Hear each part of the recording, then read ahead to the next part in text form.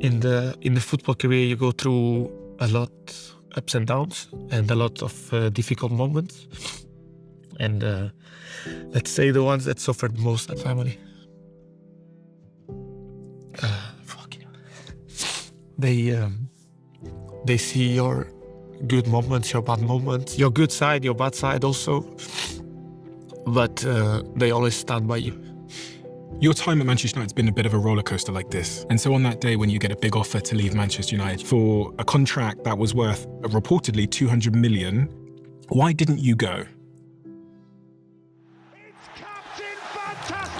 Manchester United's captain, Bruno Fernandes, has arguably become their greatest player in the post-Ferguson era. There isn't a single player in the Premier League who has more assists since his arrival. He's won more Club Player of the Year awards than Ronaldo, and only 5 players have scored more than his 70 league goals. So I'm at the Manchester United training ground to ask him the questions the footballing world wants to know, including, recently Roy Keane criticised your mentality based on a quote he claimed you said. How do you respond to that? He can criticizing me, killing me, say that I'm not good enough, that I'm not a good captain, that I'm not a good player for the club. It's okay, I don't mind. What I don't like was when people lie about things. I even asked Ole, his number, to have a word with him. Did you speak to him?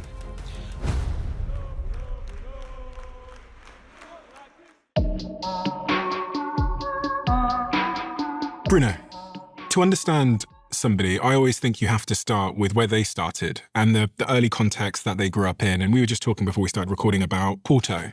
I'm on a journey to understand why you are the way that you are, because you're such an anomaly on the pitch. And your career, when I tracked the journey of where you've come from and how you continually were promoted and pushed forward at a very young age, it's clear to me that your early context, your early upbringing, and whatever it was that was present at that age has shaped you in some very, very important way. What is the sort of earliest thing I need to understand about where you came from and that environment? For me, it's all about family. It's about taking care of other people. And I think to succeed, not just in sports, but in life, you need to be very careful of your surroundings. So I think the values of my family, the values of my parents were what make me the person and the player I am today. The older I've gotten, I'm now 33, so I think I'm 2 years older than you, the more I've realized actually with time what I learned from my parents and like the values that my dad in particular gave me. For a lot of the things, it's not something he ever said to me. It's like modeling what he did. So seeing how he behaved. Yeah. What's that for you? It's kind of the same, like my father was never a person to show his emotions too much or tell you what to do or how to do it. He would just do it, and you would understand by his behavior, by the way he does things, that that was his way of showing us how he has to be doing. Was never a person of like hugging, kissing and stuff. He's got now into that. Even when I come out of games and stuff, you see, like I always get his hug, I always get his kiss, and this is something that as a kid, I knew how much he loved me, but in these small aspects was always my mom giving this kind of love. He was more in the way of he was showing how things have to be done, how much you have to sacrifice yourself to certain things. My dad was very strong with me in terms of like games. Mm-hmm. Imagine I could come out of a game scoring 2-3 goals or whatsoever, and my dad in this case, will always pick up the bad moments I had in games to make me understand that was good, but wasn't great. It's always margin to improvements, it's always small things. And I think I've learned from such a young age to deal with criticism that I'm now probably in one of the biggest clubs in terms of like getting criticism and attention. That doesn't hurt me. Like, I don't like it. Obviously, no one likes to get criticized, but it doesn't hurt me. It doesn't change the way I behave. It doesn't change the way I want to do things. But from the other side, it makes me understand there is still things to improve. And I listen to that, and I look at my game and I see if it's needed of changing, of improvement in my game. And my dad was always very strong in that with me. And I see nowadays the parents, my dad never wanted me to be a footballer. He wanted me to become a better person, a better player, or a better student. Everything I wanted to do, he just wanted me to do it at like 100%. You want to do this, you have to do the best you can. You can't just be happy with, you go to a test and let's say in Portugal was from 0 to 100% and you have 98 and you'll be the most happiest person in the world. No, you can be happy because that result is amazing, but you left 2% then that you still can improve. So you're always showing me that even if it was just a small thing or a small detail, you still have something more to do. You still have something more that you can improve or become better. And that's something that has stuck with me, not just in football, but in life. I don't like to do things 50%, 60, 70 or 80. Whenever I'm included in something, I want to go full. I want to learn as much as I can. I want to be the best version I can in that aspect, whatever it is. I mean, it's really interesting because I wondered to myself how I think you started playing football at 5 years old. Yeah, 5. And were you good from 5 years old? Were you different from your peers at a young age?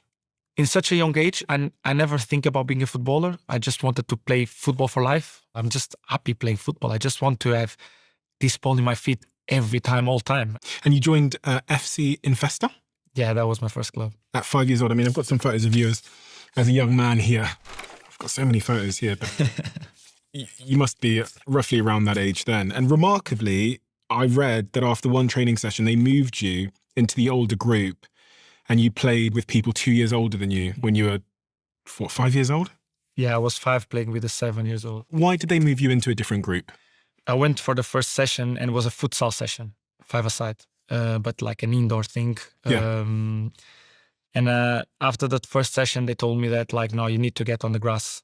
And then I think it comes just, I looked at the other players and at other people that were training with me, and I didn't want to be better than them. I just wanted to like getting at them was the same as getting at my brother that was 5 years older than me. For me, it was no difference.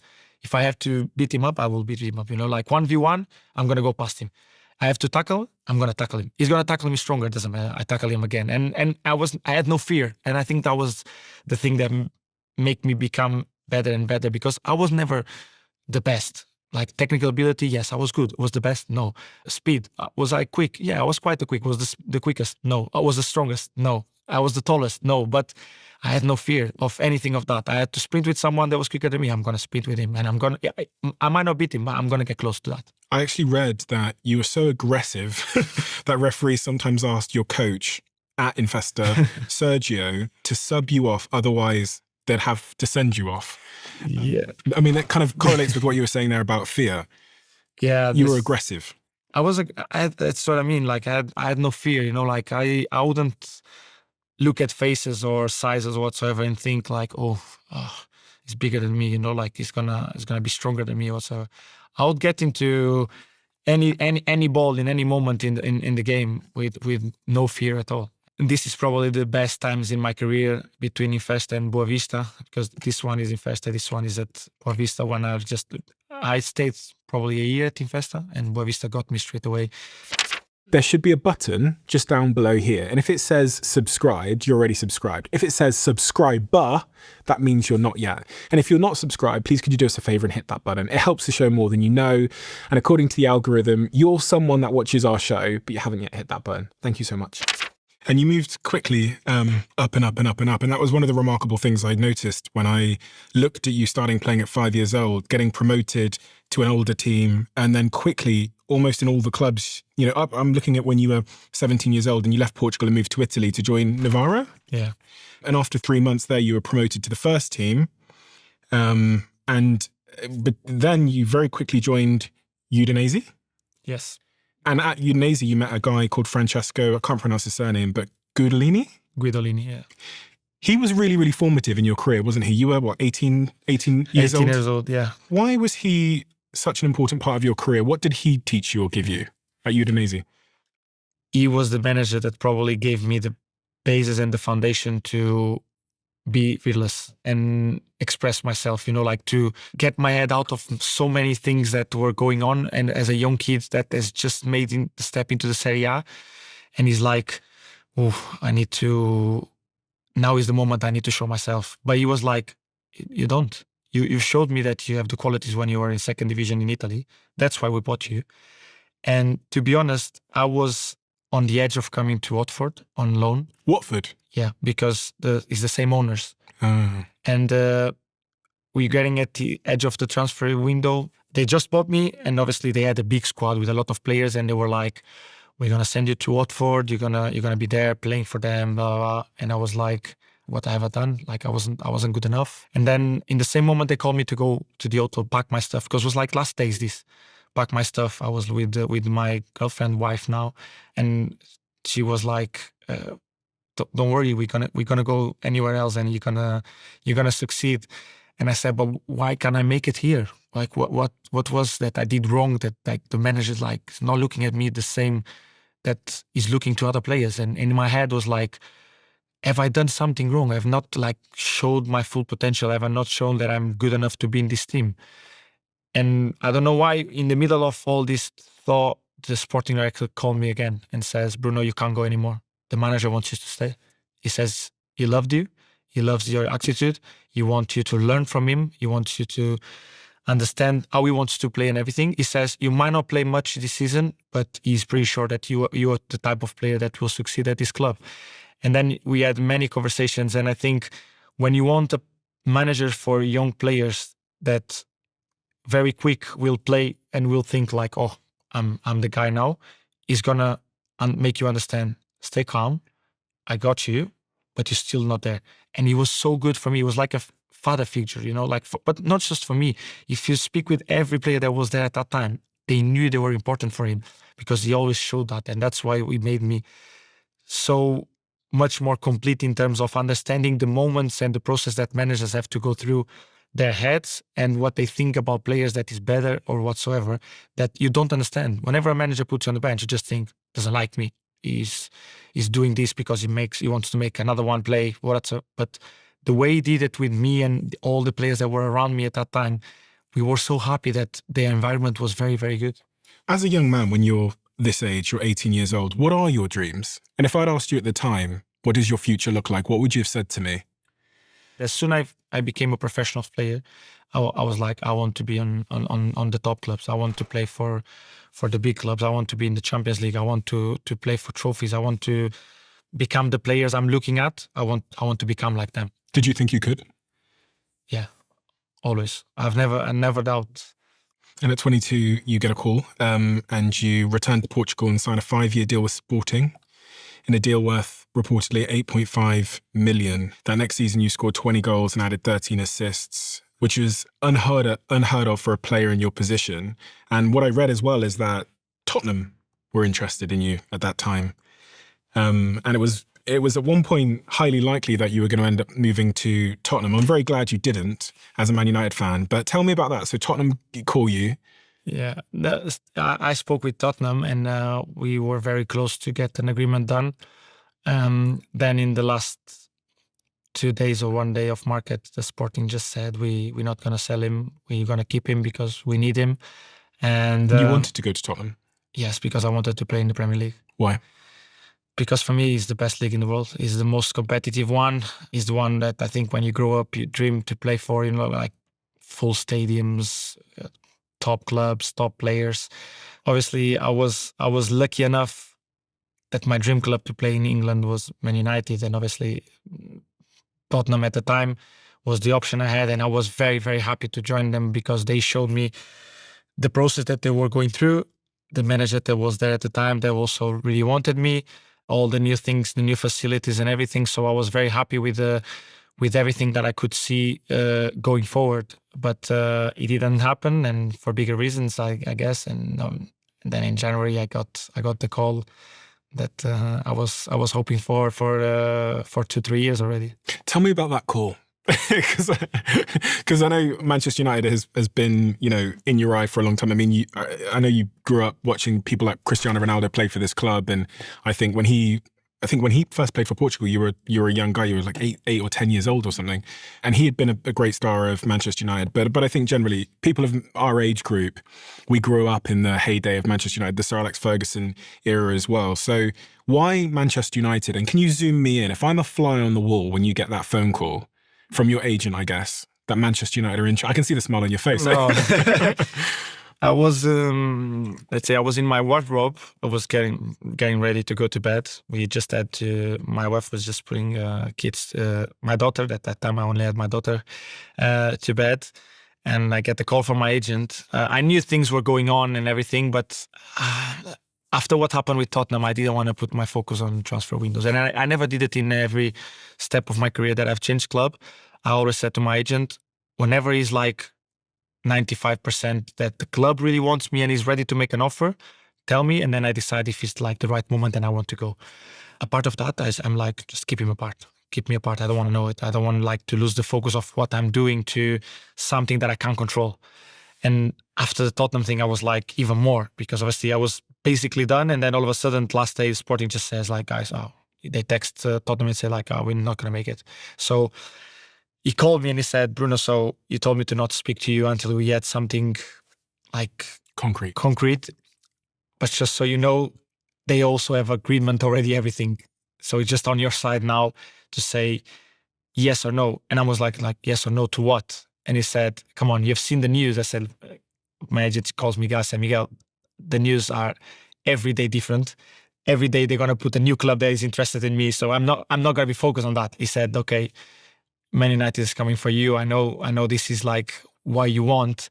So just so you know, this is the one that you've been waiting for. So it's on you now to make a decision. And then for like 10, 20 seconds, I didn't say anything. I was crying, but I didn't want to talk because, like your voice starts going a little bit choky. And then all of a sudden my wife gets into the wardrobe and he says, I'm still on the call. And she goes like, why are you crying? And like him on the phone say, are you crying? I was like, I turned that off and I was like, Miguel just called me. And then in the moment I'm trying to explain to my wife what's going on, he's calling me like repetitively, like I need an answer.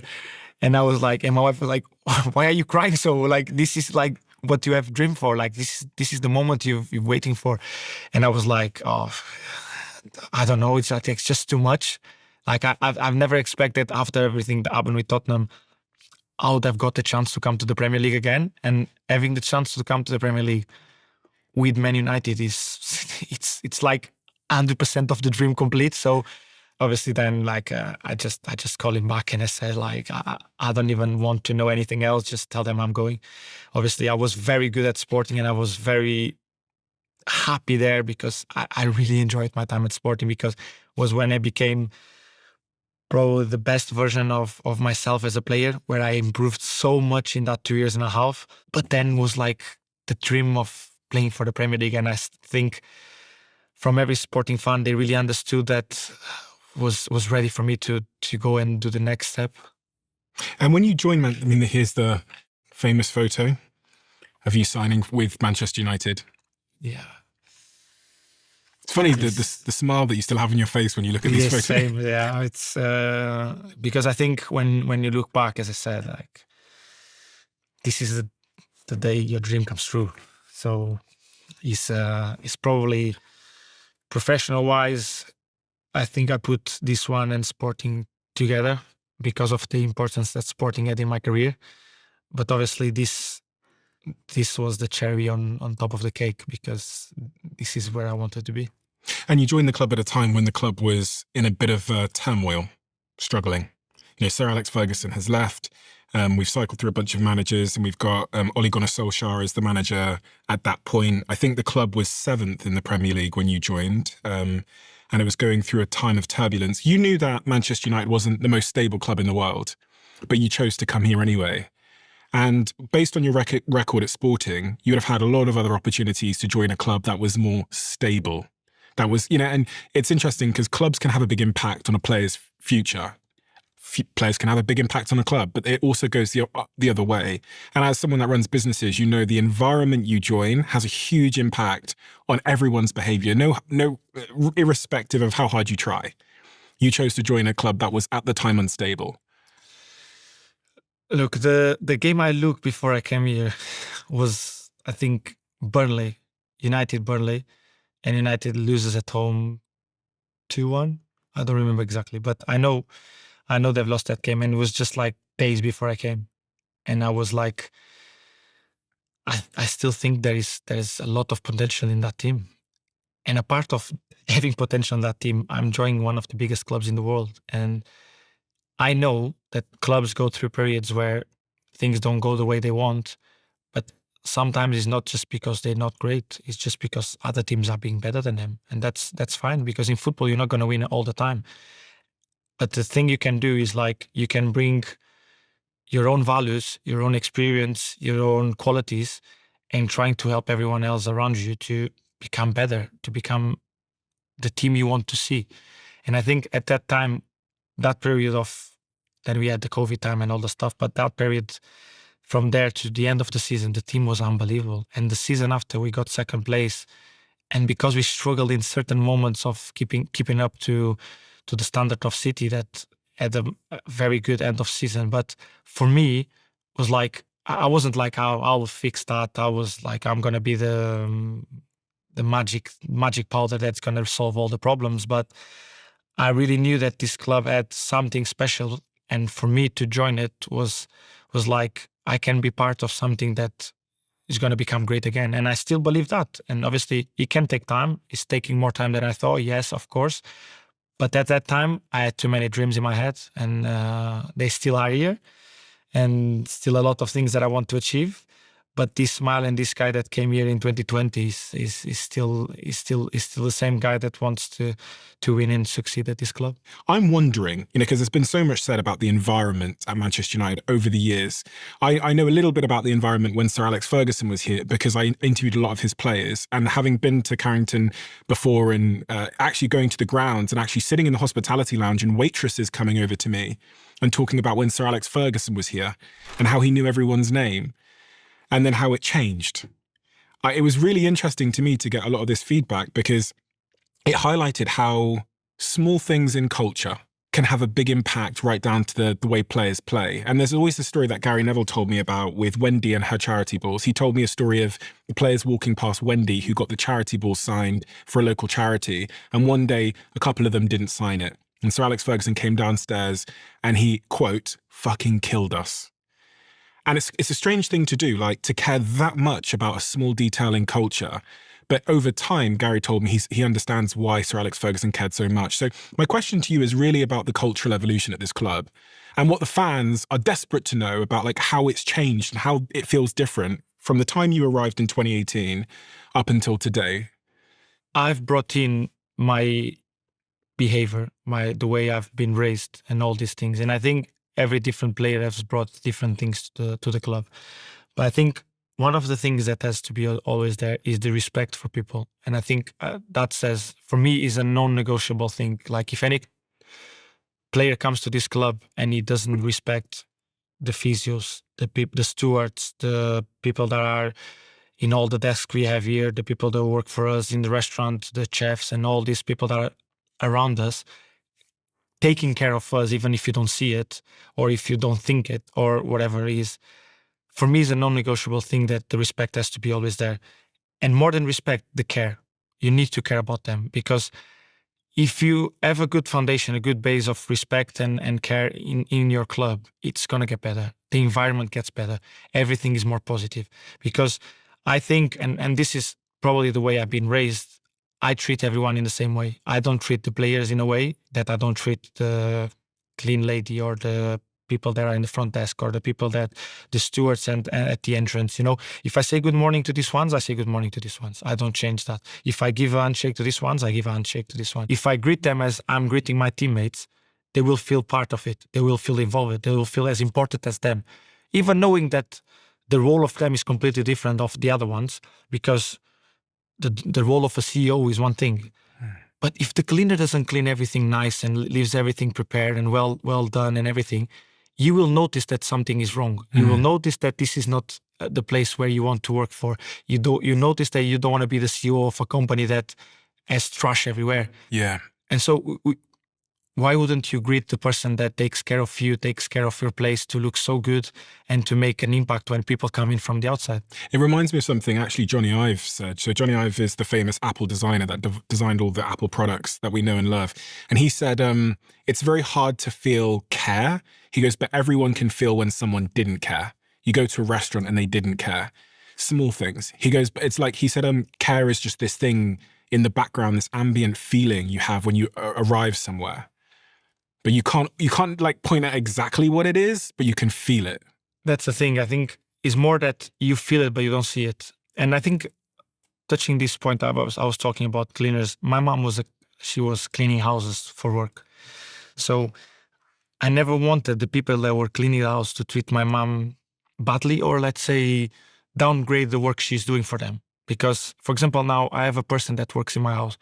I don't allow my kids to talk badly to her. I don't allow my kids to say, grab that, you put it in place.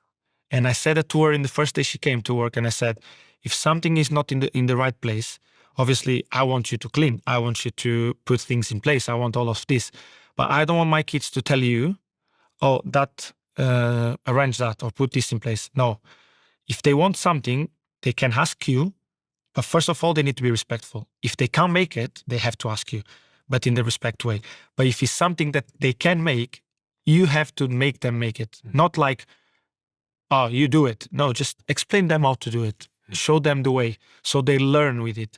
And this probably, the way I behave with the people that work with me, it comes a lot because of my background of not like it to see my mom, because I was not in the houses, obviously. I don't know if they treated well or not. My mom never said to me that any of the people that she worked for were bad to her or treat her in a bad way. So I really think that made me understand that because I don't want that for my mom, I won't make that to other people. I've been a Man United fan since I was a kid. So like my siblings were born in Manchester. I was saying to you before, I was born in Botswana in Africa. But because I've got two older brothers who are Man United fans, I very quickly became a Manchester United fan. I remember like 3-4 years old. And then as soon as I could, when I was 18, I moved up from the Southwest to Manchester at 18 years old. And I lived here and went to my first Manchester United games. I've seen the club go on this incredible journey from, Sir Alex Ferguson's era to this sort of period of transition to where we are now. And it's my observation, my honest observation, that in the post-Fergie era, the club made some bad decisions as it relates to recruitment and culture. People often talk about Ed Woodward's. I'm not gonna try and stitch you up in any way or get you to talk about anything in particular. I'm just expressing my opinion. They talk about Ed Woodward's strategy towards signing players and it being a bit flippant. And then you look at the sort of group of lads that we had. And just as a United fan watching on the pitch, I felt the culture was a bit confused because it didn't seem like it seems now, where it seems like there's this really strong central agreement around the values. It felt a bit, I don't know, a bit like we had signed players because they were famous or big, but not because they fit. And I feel when I look at the club now, I go, oh, these guys kind of fit. And whoever's doing recruiting is thinking about character. It feels to me like there's been this process over the last couple of years of getting rid of the wrong character profiles. And I think Amorim really spoke to this. He really talked about getting rid of the players that didn't have the right character profile. Just to add one more line to this, I've spoken to a lot of players at the club in past and present, and they expressed the same to me as well, that there was an issue with sort of character profile that has now been solved for. I think the main mistake that the club has done through the years is that we've changed manager through manager. They were very different. And that's already a bad sign, not of recruitment, because then you bring in players that fit that manager. Mm-hmm. But the next one you brought plays a completely different way. And the 3 or 4 or 5 that you bought don't fit this one anymore. And then you have to buy another 4 or 5. Mm-hmm. And then the constantly change of strategy in the club or in the way we wanted to play or whatsoever was not the best, because then obviously it becomes that the players don't suit anymore. The system is not even more the character then it comes up, but it's more the system. Then obviously we can talk about character, certain players that were not a perfect fit for the club, but you never know it until you bring it to the club. I think sometimes you can see it, and I think it's their players that I think the club, by the behavior they have on the pitch or the behavior they have on social media or whatsoever, you can see if they will be a fit for the club or not. And I think the main thing for the club, as you said there, you need to bring good characters, because that will be more important to build something that good qualities. Because good qualities, they will have. You don't bring a player to Man United that doesn't have qualities. But if you can add the qualities to the character, that's a win-win. Mm-hmm. Because the qualities will be moments that the quality won't be as good as you want, because players go through periods that sometimes they play very good, sometimes they play very bad. But the character remains the same. And that's the character you want where they are on a low, to be the right character to push himself to be on a high, or at the same time when they are on the low, to be the right character to push the other ones to be at the top level. And I think that's the main thing that the club has to do in terms of recruitment and everything, is bringing people, first of all, that want to be a Man United to play for Man United, not to be a Man United just because it's a big club. They want to be here because this is the club they think, and they really understand that they want to succeed with this club. They want to bring this club back to the days we were used to see Man United. I know it's been 12, 13 years, I know, but we want that to get as short as possible to become that club that won 20 Premier League titles and is joined the most in the Premier League. Mm-hmm. So character in a football club is more important than the quality, because the quality, you're always going to get it and you can improve it. This is what I heard from Patrice Evra. I remember him telling me that he met Sir Alex Ferguson in an airport, I think in France. And Sir Alex Ferguson sat him down and said, "Are you willing to die for Manchester United?" And he said, "Yes." And so he shook his hand. He said, "Welcome to Manchester United." And that's a different way of recruiting. He's not testing if he can kick a ball well. He's testing if he's got the heart and that mentality that I think Fergie and previous sort of cohorts of Manchester United really, really cared about. I think Sir Alex, obviously, he's done mistakes in recruitment too, because obviously not every player was great, but he always brings players in any time, in any moment, they would fit the club. And that's the main thing, I think, in terms of recruitment. But this is like something that is not for me to get involved, but I will say it.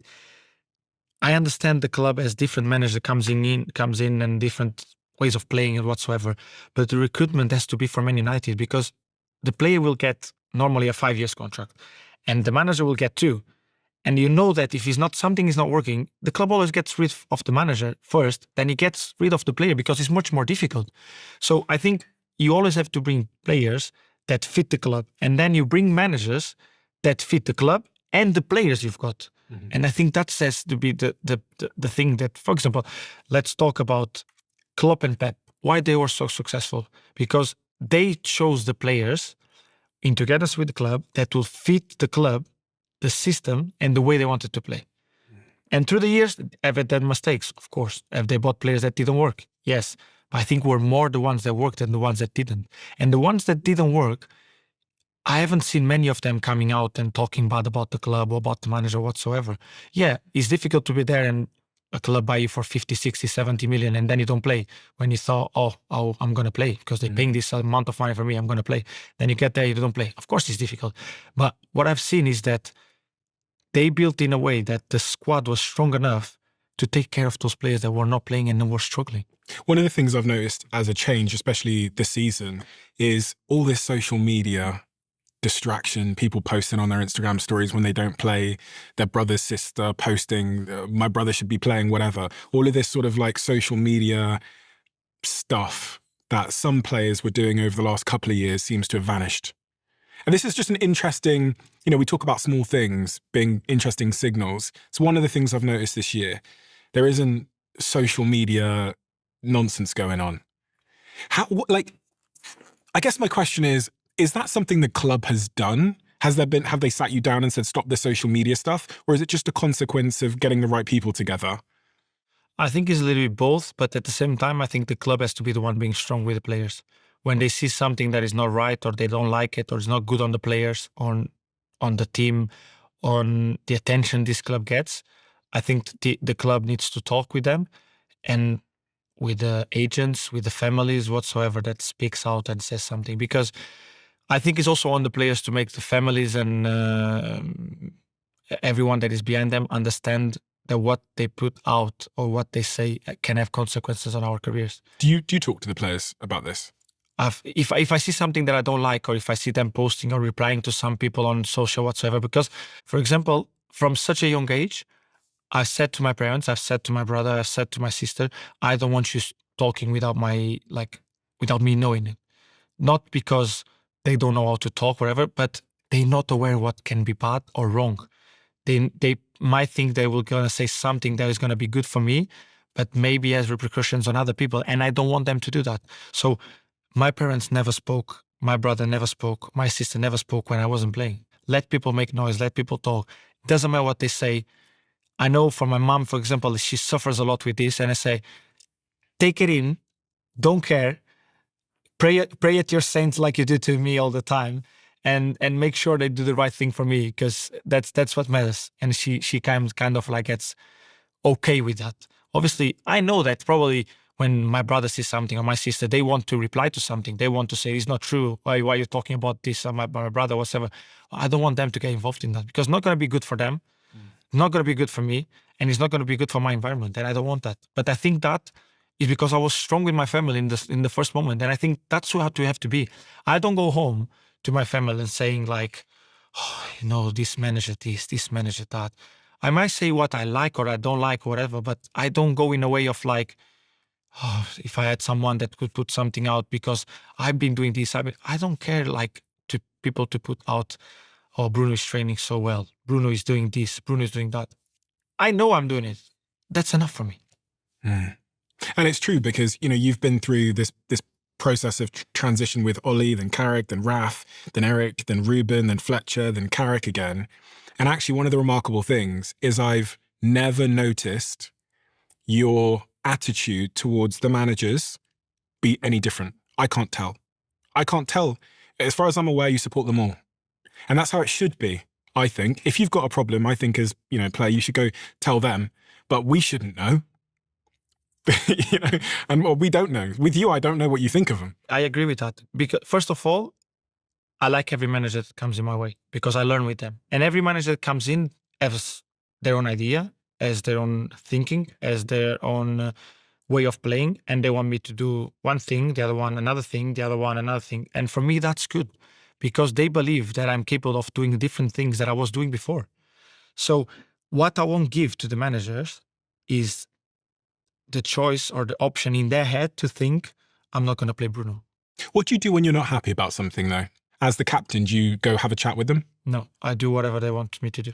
If they think is the best thing for the team, I'm going to do it. Either I agree or not, believe it more or not, I make myself available for what they want to do 100%. If then it works or not, that's on them to decide that if it needs to be changed or not. I'm not going to go to the manager and ask them to change formation, the way they play. If they ask me, I give my opinion. If they don't ask me, I don't say anything. What have you learned about what a good manager does and how to be a good manager from the 6 managers you've had? For me, look, through my career, I've always heard that, like certain players should be treated in a different way than other players. I don't believe in that. It's like the same as having a business. You buy certain people to do certain things because you believe the right person to do that. So I don't think that you then should change the way you behave with them. You should probably approach them in different ways. I believe in that because I'm not the same as you. Yeah. So do you treat players differently on the pitch? Because you shout at lots of your teammates. Are there some that you won't shout at as much? I treat all of them the same. And I think they're kind of getting to know exactly why I do it. Everything that we train imagine, let's see, during the week we train this. And we have seen images of this. We know what we have to do. The managers prepare us for that. I demand that, at least. I don't care who you are. We've been a full week preparing the game for this. This we need to know how to do it. Then if you can make a pass, or you can make a goal, or you can make a tackle, that's different. That's the qualities I need from each one individually.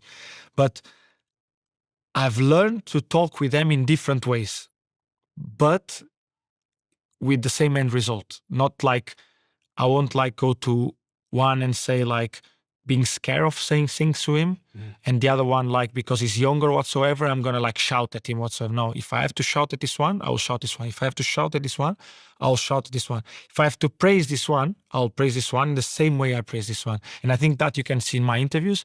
I'm not afraid of saying what I feel.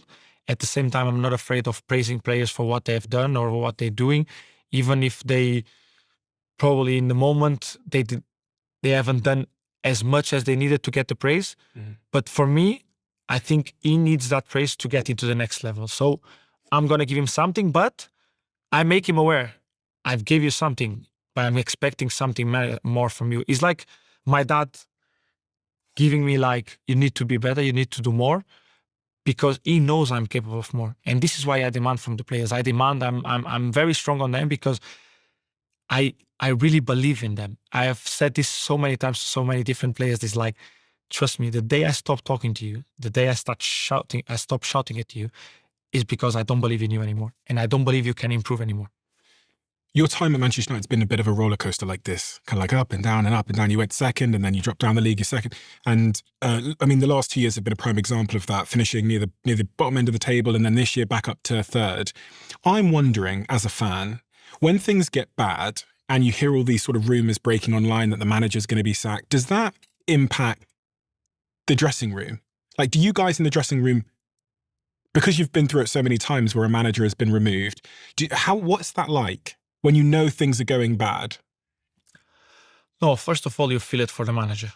Really? Is the first thing, because I think obviously certain players will feel it more than others, because it's their players that play more than others, and they obviously, the ones that probably don't play, they don't like to see managers going. But at the same time, if a new manager comes in, it's a new opportunity for them to probably get into the team more times than we're getting before. Mm-hmm. And I think going through the process of changing manager is probably the worst thing in sports, because is starting from zero again. And either people believe it or not, when you're through a process, you want to get to the end of the process and understanding what that has gave to you as a player and what you can do more with that staff, with that team, and with that manager to go even further more. Why didn't you lose hope? Because you went through that process of starting from zero, making progress, manager goes back to zero, making progress, manager goes back to zero. You know why? Because every time, I've spoke this with Diogo before, every time you come for preseason, it's like a new start. And you always get that belief of like, this is gonna be the time. This is gonna be the time. It's moments through the season that you get this belief if the things are not going well. But the main thing I have is belief in myself. So I always think, if I do things right and I take people to do things right and I help them to do things right as a team, we still have a chance of pushing ourselves into positions we want to be. And this, let's say this season has been that case, because we struggle. Obviously, we didn't change manager because of results, because we were 2 points behind second place and like 5 points behind first place. We were same points till, I think, from third to seventh place was everyone with the same points, something like that. So we were there. Was something different with the club, that they felt that the trust between them was broke or whatsoever, and they kind of decided to start a new process. And that was bad, because for us, when Ruben came, what was passed from the club is like, this is going to be a process, but we're going to go through this, going to be good and bad times, but we're going to go through this. Obviously, then the club decided that it was time to part ways, and you started from zero with Michael. But then you've got results, and you went to the end of the season and you finished third, and you finished doing probably in the time Michael was here till the end of the season till now is we probably the team that has made more points. What did Michael change? I think in the first moment, what Michael tried to do is like to give stability to the team, because as every manager understands, when you come in after a break, you understand that you need to give stability and peace of mind to the players to get back to the level he thought we could have. And he brought the foundation and the base that has been in this club from the time he played till the time he managed, and then he left.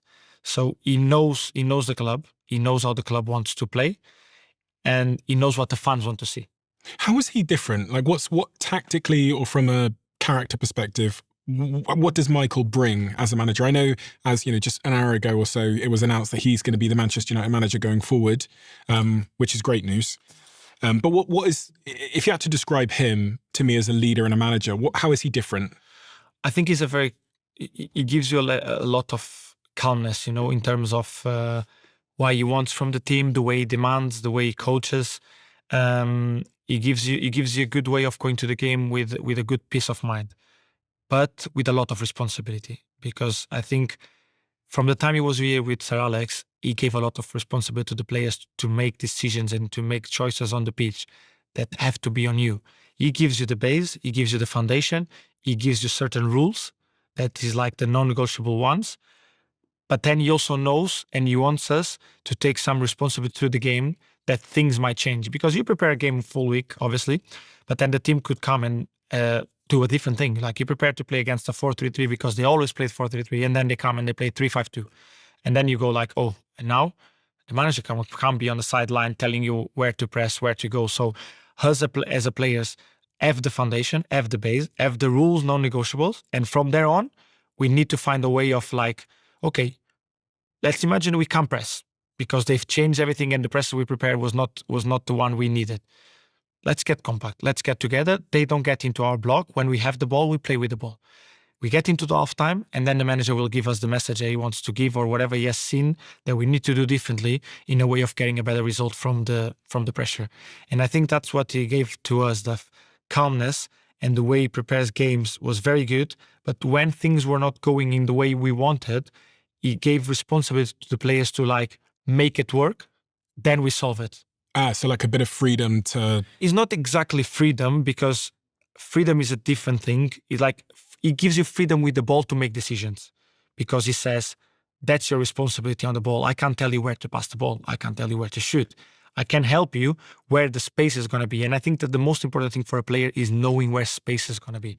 You need to know where spaces are to then play with it. You know that they have big gaps there, that we can hurt them from there. And this is the message that Michael has passed to the team. It's like, if we attack from here, they have less people on this side. We can bring more people in the box from this side. We want a very good counter press because they have 2 strikers. So we need to have 3 people in the back. 2 of them mark, 1 of them stays behind. So this is the small things and the foundation that he gives to us. But then he says many times, I can't tell you where to pass. I can't tell you where to shoot.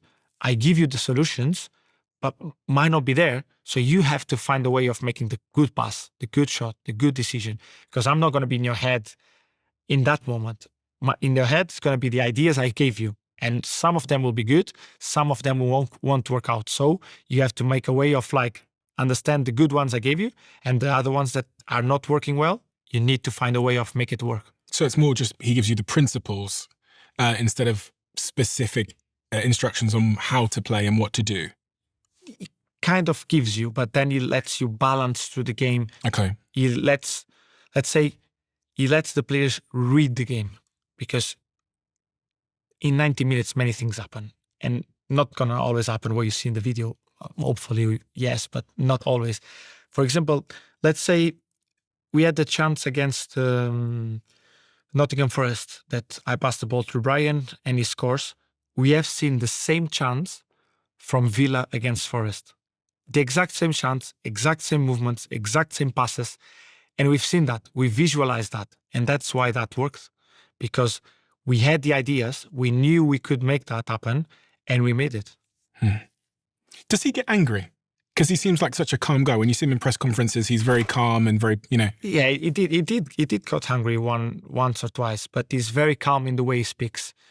But I think everyone gets angry anyway. But he's a very calm presence, and is someone that speaks very well, knows the timing, the words, he knows what to say. And whenever let's say more aggressive within us was the time that we needed to get that from him. And the way that you play is interesting, because when I was looking at a bunch of your quotes over time, but also how I think about business, you are a player that takes more risks than most people. And we talk a lot about failure in business and how you have to increase your rate of failure to get better outcomes. But you're a player that is not shy of taking a risk. And you play in a way where you sometimes lose the ball, but you also, as we've seen this year and in many other years, you often are generating more opportunities than any other player on the pitch. How do you think about this? Because the way you play means that sometimes you're going to make a lot of mistakes. You're going to lose the ball, more so than other players. I'd argue even more so than some of the previous midfielders we've had, like Carrick, who would often choose a more safe option than trying to play it through a thin gap. What's your attitude towards risk? I think it's always risk-reward. You need to understand how much reward you're going to get from that. And if taking that risk is good for the team or not. Let's say the position I play, you need that. It has to be one of your main skills, to take risks, to do things that the game demands from you, and to make sure that your teammates in the front get the ball in the positions that is going to be the rate of success for them to score a goal is going to be higher. I might miss 2 or 3 times, but if I get one right, that can become a goal for us. And I think there's nothing better than a risk reward that is a goal. So I think when you play as a number 10 position, obviously you don't want to lose the ball. You have to make that as less as possible. But in certain positions, you lose the ball more often than others. Wingers will lose more the ball on 1v1s than midfielders do. Fullbacks will do normally more crosses than centre-backs will do. Number 6s will make more tackles than a striker will do. So it's a balance in the team that you need to have. Let's imagine I played with Kobe and Casa. They're not a risk player. So if I take 4 times, let's say, a risky pass, and they take 1 each, that's 6 times a game.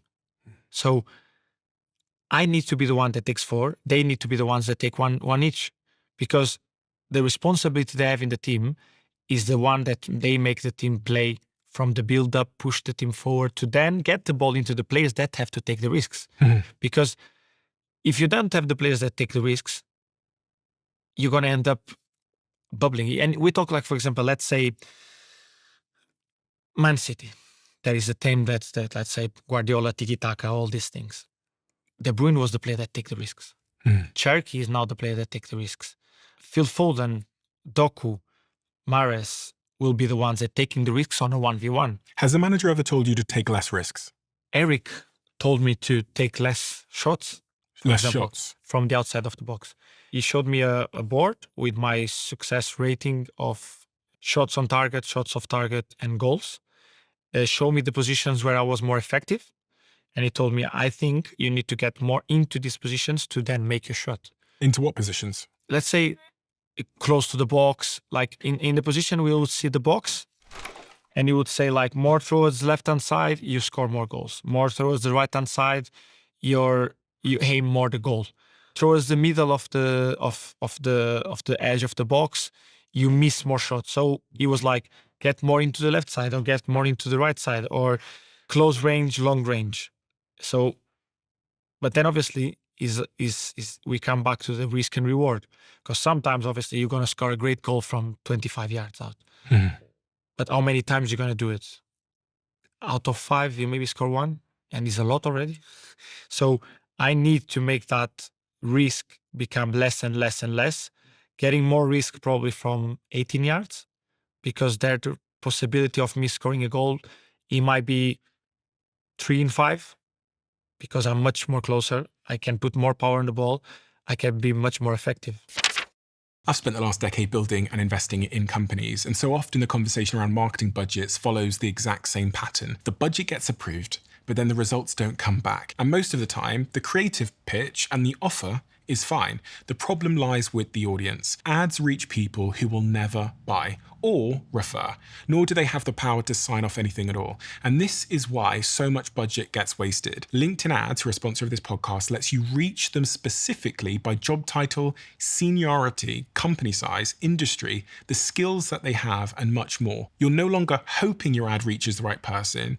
Instead, you're defining exactly who sees it. And LinkedIn Ads drives the highest B2B return on ad spend across all major ad networks. Give them a try at linkedin.com/diary. And if you spend $250 on your first campaign, you'll get a $250 credit for your next one just by going to linkedin.com/diary. Keep this to yourself. Terms and conditions apply. Of all the things I thought would ever turn up on my desk, a red light toothbrush was not one of them. Here we are. This is made by our sponsor, Bond Charge, and you'll probably know of their red light face mask and their infrared sauna blanket because I use them religiously and I've spoken about them on this podcast before. But Their toothbrush is new to me.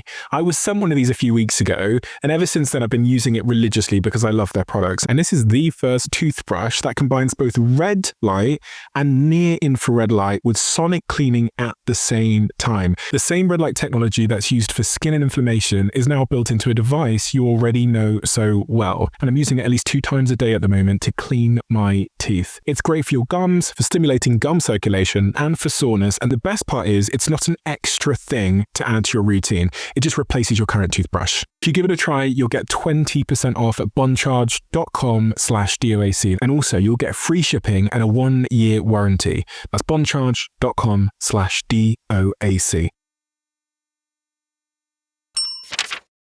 You've had lots of managers, so they've all asked you to be, play in different positions. But on this pitch here, where is it that you like to play the most? I think the positions where I can be more effective is this square, let's say. Here. I would say let's put it like this.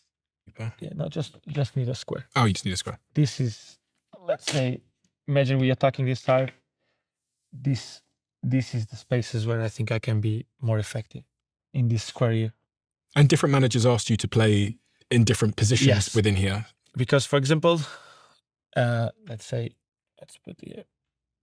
With Ruben, he used to play 3 at the back, 1 wing back, 2 midfielders, another wing back, and striker, and 2 10s. With Ruben, I played a lot of times here, in this position, when he first came, and he wanted me, and in this position, these 2. More than often, he wanted me to be one of these 2 to help here, to help these 2 midfielders to build up and to get this guy higher in a position when he can be in the last line and to get the ball into these 2. So what position would you call that? Like left? This was the left 10, let's say, but he wanted me to play more like as a left midfielder to help them to, like, first of all, to have more stability in the middle. Second, to get the ball going forward, to take the risk of passing the ball forward. Then I played a lot of times here. What we're going to do is we're going to make you blue just so we can see which one you are. Okay.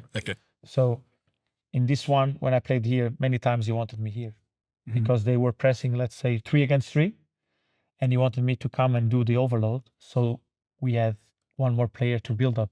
So they will open up these ones a little bit more, get this one more offensive. Normally it was Luke Shaw. Then as a fullback, he was used to play in this space.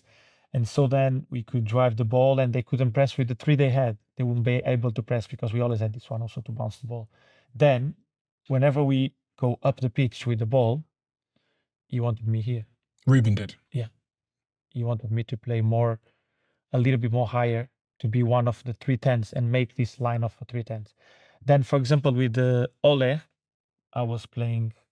we would play like 4-2-3-1. And I will be the number 10, and he wanted me to do this. Oh, okay, go across.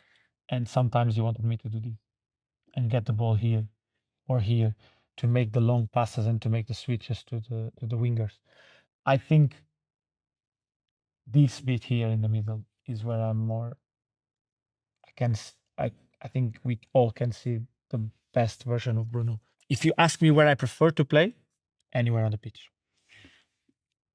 I think for the way we play, this is the position I can be more effective, but I think I really enjoy to play here because I really enjoy to get the team to play. And I played many times with Ten Hag like this. I was the number 6 playing with 2 8s, and I really enjoy it to play here. And it make myself being a different player, more aggressive off the ball, someone that has to cover spaces for these ones. Regardless of where you are on the pitch, which can change, what is non-negotiable in terms of how you play? Commitment. That's non-negotiable. Like the commitment I have for what we have to do. It doesn't change by me liking the position or not, me preferring one position or the other. That won't change. I think running, fighting, and team spirit can never miss. It doesn't appear to me that you ever get tired And also one remarkable thing about you is you don't seem to ever get injured. I get tired, and I got injured, unfortunately. Oh. But how does that happen? Because I watch you run, it'd be the 89th minute and you're running up and down still. Is that genetic or is that something you do in training? What is that?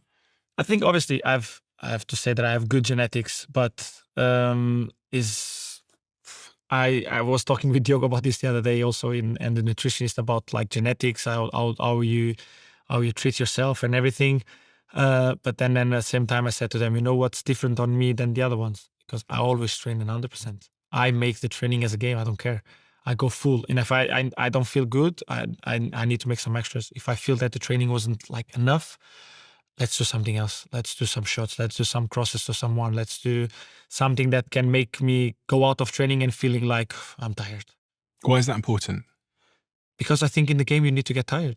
And then, like for example, when I'm training shooting practice or last third passes, I rather train that when I'm tired, because it's going to be the last 20 minutes of the game. Your brain is not going to work in the same way it was working in the beginning, because you get tired and you get to think slower a little bit. So you need to be able to train your body and your brain when they are tired. And I think if you do that in training, when you get to the game and you start getting tired, your brain is used to that also. Your body is used to be tired and he knows how to react into that moment. These core principles that have been central to how you play have led you to being given this, the captain's armband, which was there was lots of talk of it at the time because Maguire was the captain before you.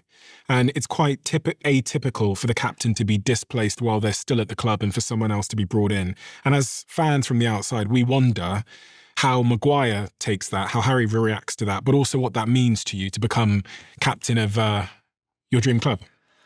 No, obviously for me was a strange time because I was not expecting, Ten Hag called me to his office to speak with me and to ask me if I wanted to be the captain of the club, because he had decided to change the captain and he wanted me to be the one to lead the team from now on. Obviously, first thought was like very grateful. Like something that I've never dreamed about. Like you can have many dreams, but you don't dream about being the captain, like of your club. And I think the second thought was like, this is going to be tough on Harry. And the first person that I spoke with after I got out of that was Harry, because he knew already. I think the manager spoke to him. And before I said yes, I went to speak with him. Because the manager basically made me the question if I wanted also. Like he didn't said like, you're going to be the captain, that's it, point. He asked me. And I went to speak with Harry, and the first question I made was if he was leaving the club. Because obviously, as you said, it's not something normal. I've never been through this in my whole career.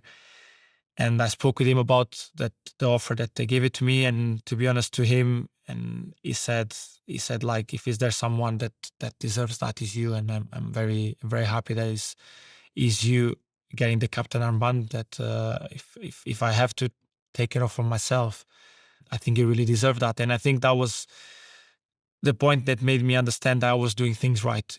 Obviously I know for him was very difficult, and I don't think he would have said something bad even if he felt it to me. But the way we spoke and the way I think I've been treating him through these years also in the same way of, like I said straight away to him, like, you might have lost that armband, but you're still one of our leaders, and that won't change everything that we've been through. Because Ari, when he was the captain, we always make decisions together also, because I was one of them. And that hasn't changed now, because every time I have to do or take some decisions for the team, I speak with certain players, and Harry is one of them that is always there. And your performance this season speaks for itself. You've done 34 appearances, which I think is an achievement in and of itself, because a lot of players aren't that consistent on the pitch. You've scored 8 goals, 20 assists. You've got 12 Player of the Match awards, which is the most by any player in the Premier League. 6 Player of the Month awards, and only Sergio Aguero, Harry Kane and Mohamed Salah have more. All of them have 7. And you've also won Sir Matt Busby's Player of the Year award for the 5th time, the most by any other Man United player. And that's an award voted by the fans. And there's other awards that I know you've won in recent times. I saw you on stage the other day winning more awards. What's happened? Why are you sudden, you've been consistent throughout the whole time since you've been at the club, but this year seems to stand out for some reason. No, I think for this season, first of all, I think when the team shines, the individual comes up, and I think this season is being much better from the last, let's say, 2 seasons. At the same time, I think the assists record and all this going around made me having a lot of headlines and stuff like that. Obviously, it's an achievement that hasn't been done for any player. It's just Kevin De Bruyne and Thierry. So I've got the little graph here. It says, yeah, Kevin De Bruyne, Thierry. I actually spoke to Thierry about this as well, and he sends his regards to you. Congratulates you on joining him up there with the record. yeah, it's something like that I'm very grateful for. Like I put my name in this case with them. Up there is something that I've never dreamed about or think about. I probably start thinking about that when I got probably into 16, 17 assists. I was like, oh, I'm actually getting closer now. But it was not something that was in my head, because in my head is always improving my last season and getting better numbers, better outputs, better performance, and was never in my mind that I would go to 18, 19, 20 or whatsoever. But obviously, when you start getting close, you start thinking about a little bit. And then all of us as fans start watching the games to see if you can do it. And then obviously, I think I've been very consistent in terms of performance during my 6 years here. But probably other years were people that stand out that more than me. And that's why I probably didn't got as much attention as I did this season. With being captain and with being at the biggest club in the world, I think in terms of fan base, with that comes pressure and responsibility.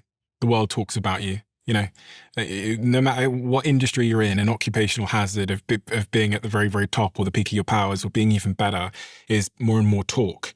And, I think especially because of this, people are talking even more about Bruno Fernandes than I've ever seen. In my group chat, I've got a Man United group chat, and we're watching the game. We were willing you to reach this record, which you did. And now, because people are saying you're the player of the year in the Premier League, they're giving you all these big awards. With that comes even more criticism. And I think this is where your childhood has prepared you. Yeah. Your dad, sounds like your dad prepared you. I wanted to clear something up because it was on my mind. And I imagine it's frustrating for you, which is when your words are twisted in the media. And recently, Roy Keane criticised your mentality based on a quote he got completely backwards. He claimed you said, "I should have shot, but I made the passes," and used that to suggest that you were chasing individual assist stats. But everyone who actually listened to the interview, including myself, knows you said almost the exact opposite. You were being self-critical of yourself and saying you should have passed the ball instead of shot because you wanted the best for your team. And so, interestingly, because I've spoken to so many of your players, your teammates over the last couple of days about you, they also told me that this is the exact opposite of your mentality on the pitch and off the pitch. And I know it must be frustrating for your leadership style to be sort of misrepresented in that way. How do you respond to that? Like, how do you deal with that when you hear it and you go, "That's not what I said"? Yeah, to be honest, like I've always said, I don't mind criticism. I've always take criticism from everyone and anyone, and I never replied to anything or whatsoever. People have an opinion, they think it's good, bad, whatever. What I don't like was when people lie about things. And this case that you said about Roy Keane, basically what he said is a lie, because you can either you saw some other interview, or you can't say that I said one thing that I've just not said. And luckily for me, is everything on record. Imagine if it wasn't, like, then people will think like, oh yeah, Bruno is the guy always trying to get the assist. But one thing that is consistent is my number of creation is always the same. So it's not that I've been trying to reach this now. No, I've been creating chances since I came to the Premier League, probably more than anyone else. So he hasn't changed that. My type of play or aim of play or way of playing hasn't changed since I came to the Premier League. It's not that this season probably Roy Keane saw someone like Bruno creating more because he wanted the assist record. No, he's seeing the same Bruno that is about risky reward, is about creating chances for his teammates, is about getting the best out of the other ones. Because the thing is, like, you will get criticized in a way. If you're scoring goals, you'll get criticized because you're not passing the ball and you're shooting. If you're doing assists, it's because you're passing too much and you're not shooting to score goals. So it's gonna always be like that. People will always make the balance the way they want. They won't balance thing. They will put it the way they want the things to be. And obviously, I think I've always showed a lot of respect for Roy Keane and for everything he's done for the club and for everything he's always said. I've never ever had something to say. I've never said something wrong. I even asked Ole his number to text him, to be honest, to have a word with him, to say like that I don't mind the criticism. I don't like when people lie about things that I say, because this is like, it goes a little bit over the top of the things that I think are acceptable. I accept the criticism. I accept that he can say things that I don't like, and I don't like to see it. But as I said before, that improves me.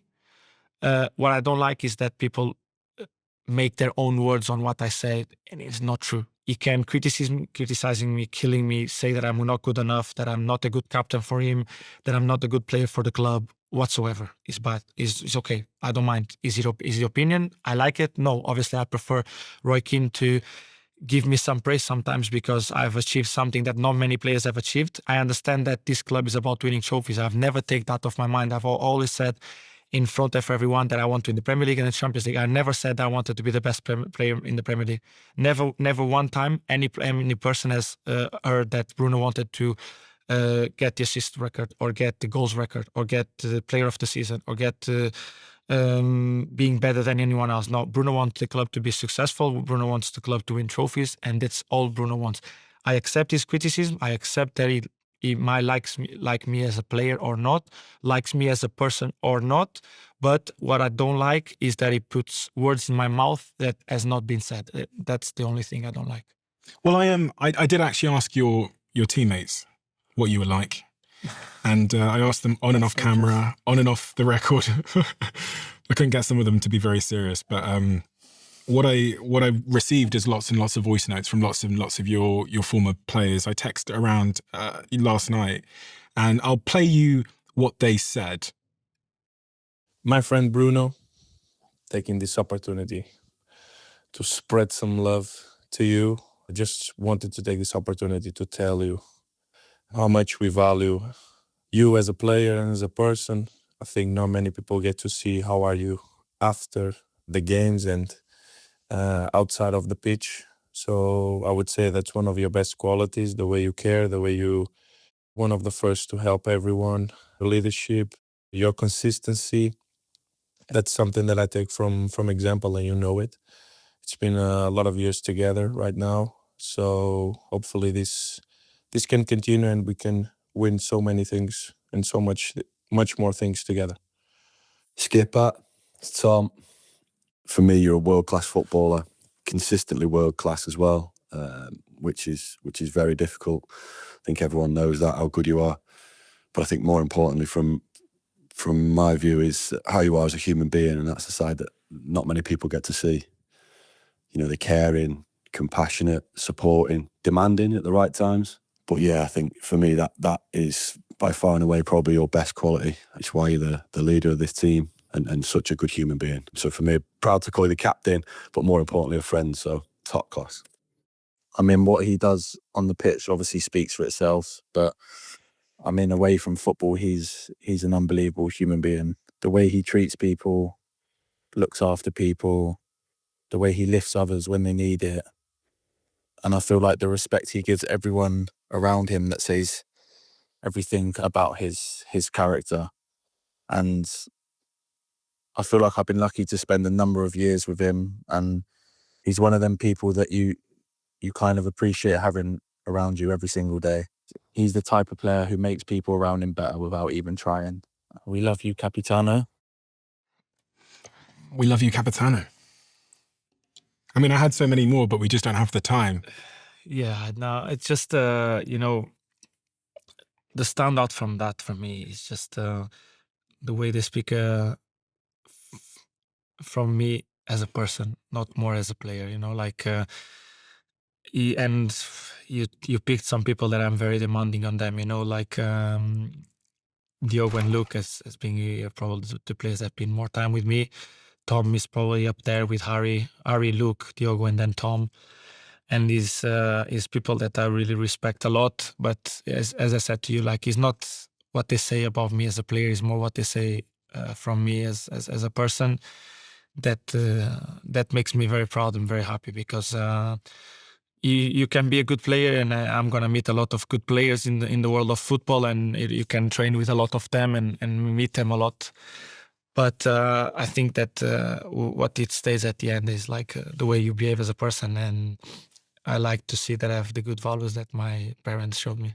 That's what I said at the start. When you started describing what your parents had instilled in you back in Porto, it sounded like what all your colleagues and the players you play with said to me as well, because I've done this before and people will say, oh, he's a great player, he's amazing, whatever. But what was consistently true through all of those messages, and there's so many more, is they all chose to speak about you as a human. Yeah. And that clearly comes from whatever your parents did at a young age. Why does that mean so much to you? I can see it in your face. No, because as I said to you, I think as a player you can be as good as you want. Like at the end of the day, I think the way you behave and the way you treat people around you is the most important thing, because you spend so much time with them that they kind of become part of your day by day. You know, like you see more there often than I see my parents, for example. I obviously my wife and my kids is the people that I see the most, but then after that is them. I don't see my friends from Portugal as often as them. My parents, my brother, my sister, I see more them. And the way I behave, the way I've been raised, the way I want to live my life, and the way I want my kids to be is the way they've said the things about me, and this makes me very proud. What is that emotion? I don't know. It's just like it's good to hear that. Just that. It's so interesting because I don't think anybody else that I've met would respond how you're responding to hearing people talk about you as a man and as a human. I don't know. I'm just a soft guy. It doesn't look on a pitch, but I'm quite a soft guy. One thing I've learned from interviewing a lot of founders and building companies myself is that trust is the real currency of business. It's the thing that gets customers to buy, partners to say yes, and investors to back you. But as you grow, trust stops being just a feeling and becomes something you have to prove. Because the bigger you get, the more exposed you are. Customer data, security expectations, regulations, all of it.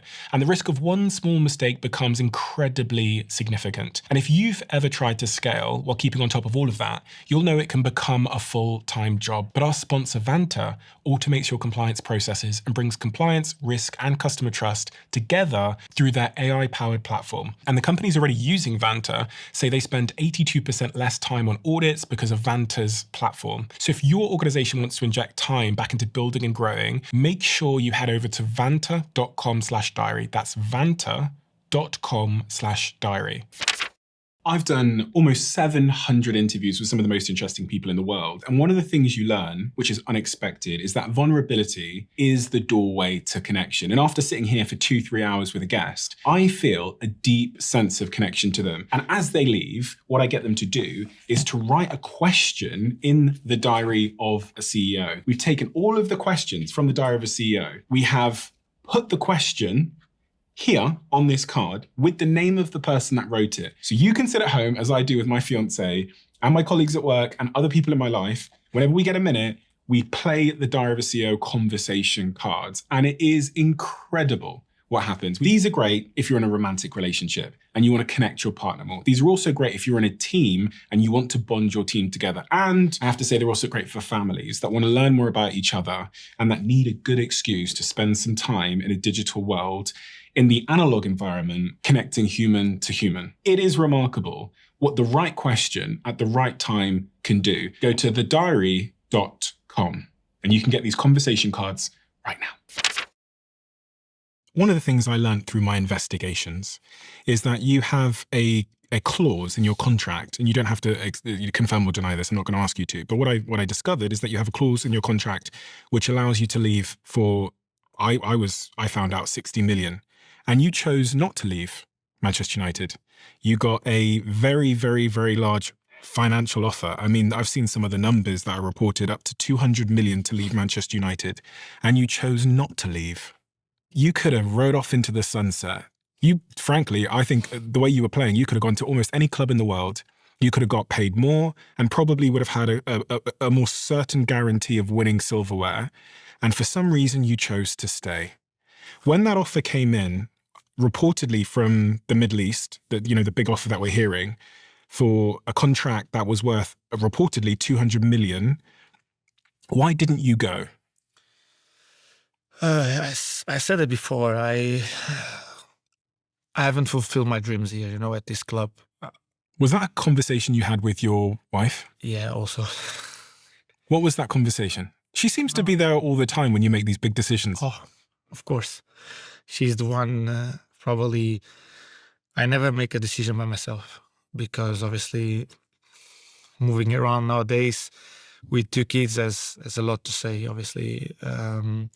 And more than, I don't know, become most richest person in my hometown, I want to live my dreams and pass through the values to my kids that they need to have. And my family is always going to be the number one priority in everything I do, because they followed my dream.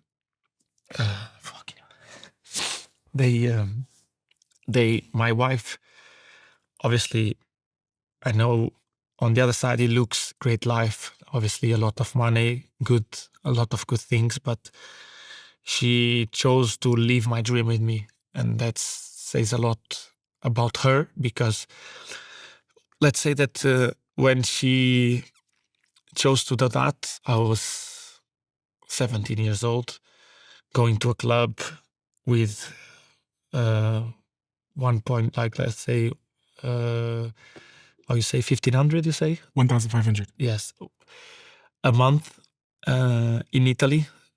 A lot of uncertainty, let's say. She had her own life. She had her own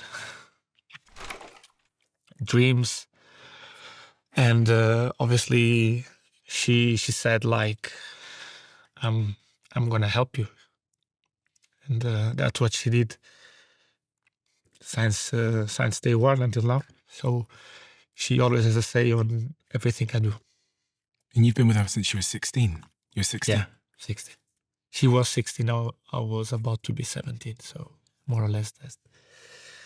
And then after that we have constructed a beautiful family. 2 beautiful kids. Yeah. And so on that day when you get a big offer to leave Manchester United, she's the first person you speak to. Of course. As always. I spoke obviously first my agent, because he speaks with me about the offer, but then the first thing I did was call her. And I was in I think it was Hong Kong that we were. Like we went on the post-season tour, and the timing was not the best to talk with her because of the time difference and everything. But she was there again, and what the words she said was like, "Have you achieved everything you wanted to achieve in your career? Is this the next step you want to give for your future and for your career? Like, because obviously this is the league I want to be. This is the best league in the world. This is where I'm gonna enjoy my football as I'm not gonna enjoy it in any other place. So we still have dreams to fulfill." Why does that make you emotional? I don't know. Talking about family, it's tough. Just because in the football career you go through a lot ups and downs and a lot of difficult moments, and let's say the ones that suffered most are them, because they see your good moments, your bad moments, your good things, your bad things, your good side, your bad side also, but they always stand by you. So that's the most important thing you can have in life. And she's always been there. Yeah. She looks like my fiance a little bit. She Portuguese. Portuguese girl. So, yeah. Very down to earth, I hear. Yeah, she's the one that pushed me down to earth also when I'm probably getting too much or feeling too big. She's always also very, very tough on me to make me understand that's all the things to improve. It's let's say, she's the second version of my dad. Probably that's why I chose her and she chose me in a certain way. Does she know this? Does she know? Have you been able to tell her Yeah. Yeah. She's not. She's gonna. I can't say the word. What she's gonna say after she sees this and sees me crying. She's gonna say I'm very soft. I won't say the word exactly, but let's say I'm the affection one. You know, the one that likes hugs, that likes. She's more. I don't know. She likes. I think she's through her life she had many things going on, and she built this thing around her that she doesn't need. Let's say she doesn't need much love or whatsoever, but is there many moments where I know she needs, I know she feels it, I know she kind of like, she's just like, she's not good at saying what she feels. And I'm more open. I show more my emotions. I show more if I care, if I don't care, if I suffer, if I don't suffer. She kind of closes it a little bit for herself. But she's a very strong woman, to be honest. I know you have 2 beautiful kids together. Yeah, we have a beautiful girl. That was the first one.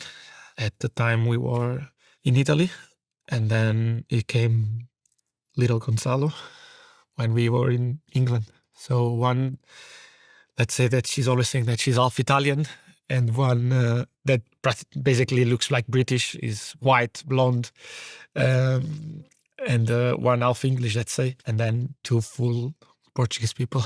I didn't realise your celebration where you cover your ears is for your daughter. Yeah. She covers her ears, right? Yeah, she used to do it when she was younger. She's too old for that now. She's a little Anna now. Very, very strong-minded, very strong attitude. She has a lot from me in the terms of being very strong and very. She's like she can take care of herself very well. Is exactly like her mom. Well, I wanted to say thank you. I'm a Man United fan, and hearing that you have gone through this very tumultuous period with the club where you could have gone, where you've had many offers from many people to go and do something else. And you've had offers where people offered you even more money. And for whatever reason, and I now understand because I've understood your values that your parents instilled in you, you chose to stay and to stick with us as a club and as a fan base. So on behalf of myself and all of my friends that are Man United fans and the Manchester United fan base, I just wanted to say a huge thank you. Loyalty is increasingly rare these days in football because people are often thinking about other things. So as a Man United fan, thank you so much. By doing that, you've also taught me something as a man. You've also taught me what loyalty is and how you treat other people. And you've taught me a lesson about responsibility in my businesses, in my relationships, and in my life. And I think this is a really important lesson because there are so many young men that look up to you. And what you've said through the good and the bad times is that you keep on going. You keep on going. You keep on fighting. You don't give up. You don't quit. And it's so great that the captain of the biggest club on earth has those values and puts those values before other things that might tempt someone with less integrity. So I just wanted to say a huge thank you. And I also am passing that on from many of your teammates who are very, very, very glad that you stayed. Okay, thank you very much. I really appreciate that. It's very kind words from you.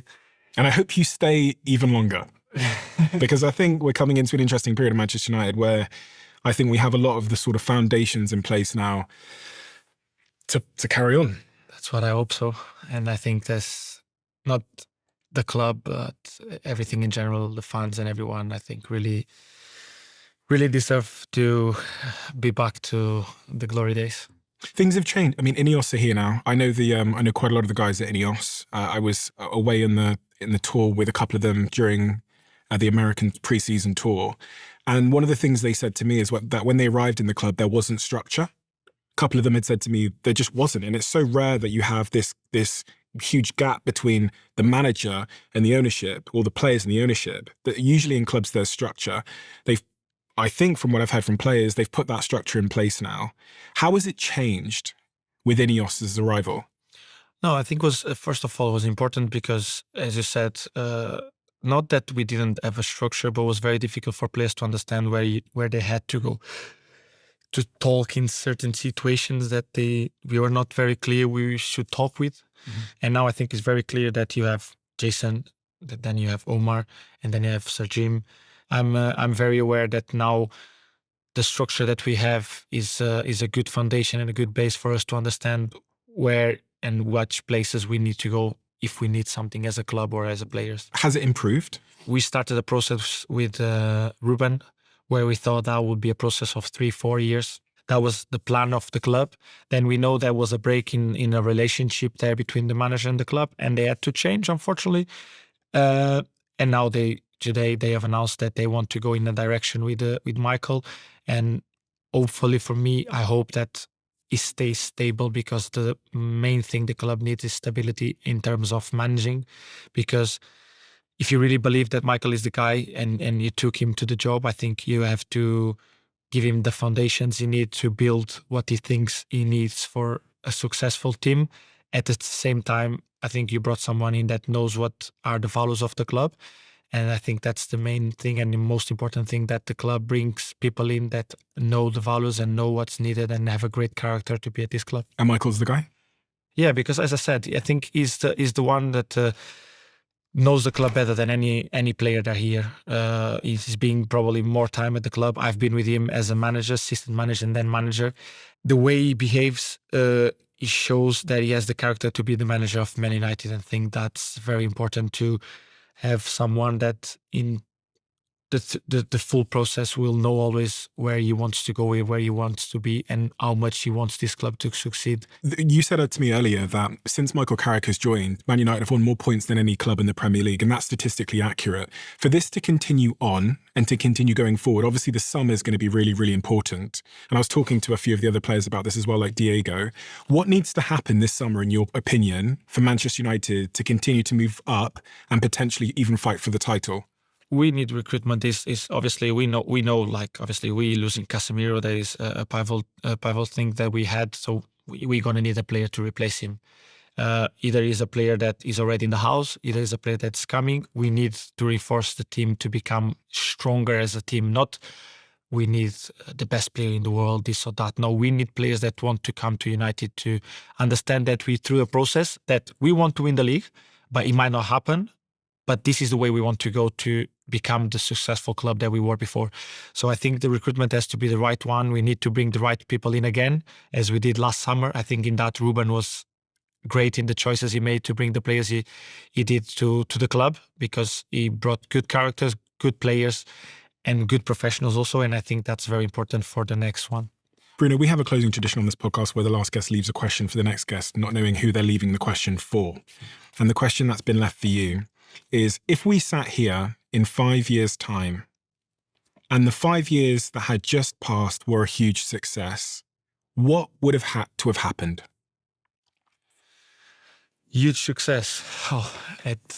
Let's say that I've won the Premier League. I've won the Champions League with the club, and we've brought the club back to the place he has to be in terms of club. Obviously, in 5 years' time, I would like to be able to touch one of the gold ones too with my national team. Of course, let's say that's my biggest goal in terms of career. The World Cup. Probably the World Cup.